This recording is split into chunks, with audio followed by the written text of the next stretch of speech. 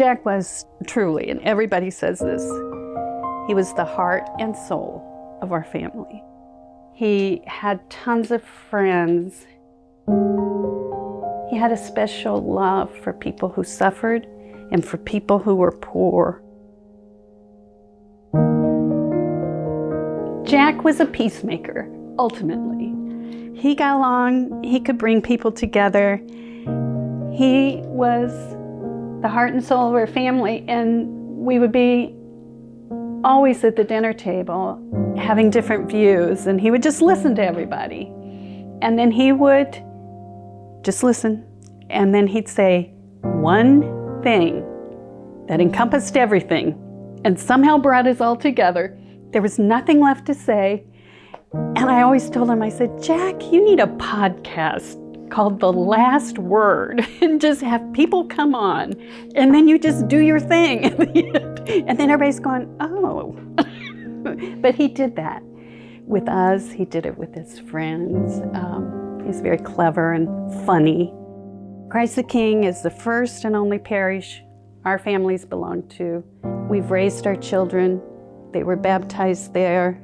They went to school at Christ the King and then Chittard. And, you know, our parish life has been central.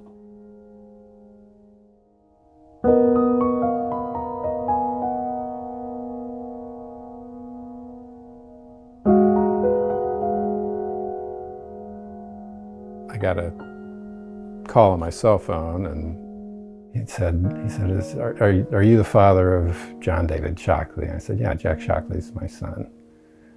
And, you know, what's this about? And they said, we're looking for the next of kin of John David Shockley. He was, you know, wrong place at the wrong time. There's a million ways that the paths of those two people don't cross in that moment, and only one way that they do. But they did. And, you know. We met with Archbishop Thompson and Vicar General Monsignor Stumpf.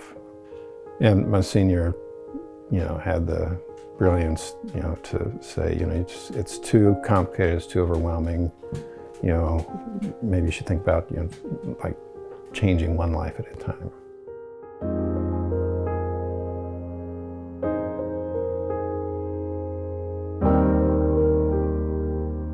The scholarship, we give an annual scholarship to a graduate of one of the Center City parishes. And the aim is to make up the difference between a voucher and full tuition at one of the archdiocesan high schools. But that's $5,000 a year, and that may or may not cover that entire difference. So it's a 4-year scholarship. So next year we'll have 2, and then 3, and then 4. So that'll be $20,000 a year to help a student who wouldn't otherwise be able to attend Catholic high school to complete their Catholic education. A lot of people can't afford the high school piece because it is so expensive. I'm glad Jack was old enough to know what he had, and he did. He knew how he was blessed. That's our thing, is trying to make that available, and then let those kids, you know, it's a ripple. It's the good ripple. We gave our first scholarship to a young woman who graduated from Central Catholic, who's now going to Roncalli.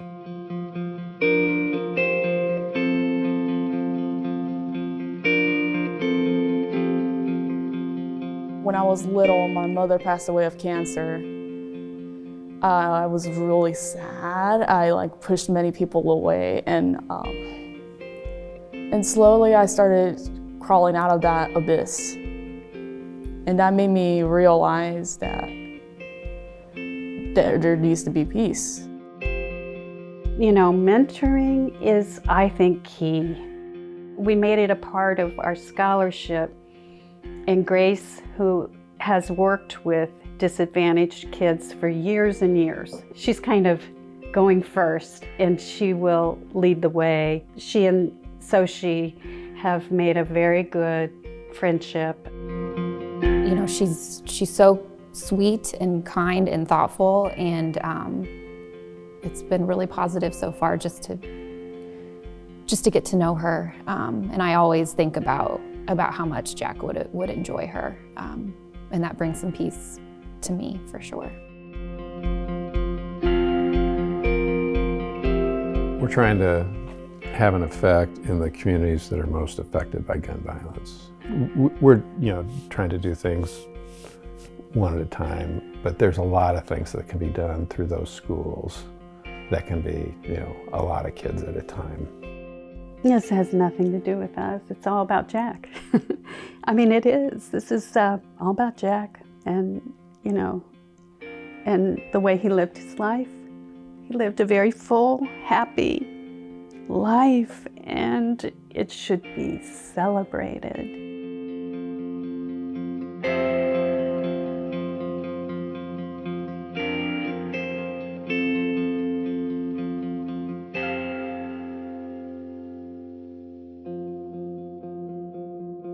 What an amazing story about Sochi and her opportunity to get a scholarship to attend Roncalli High School.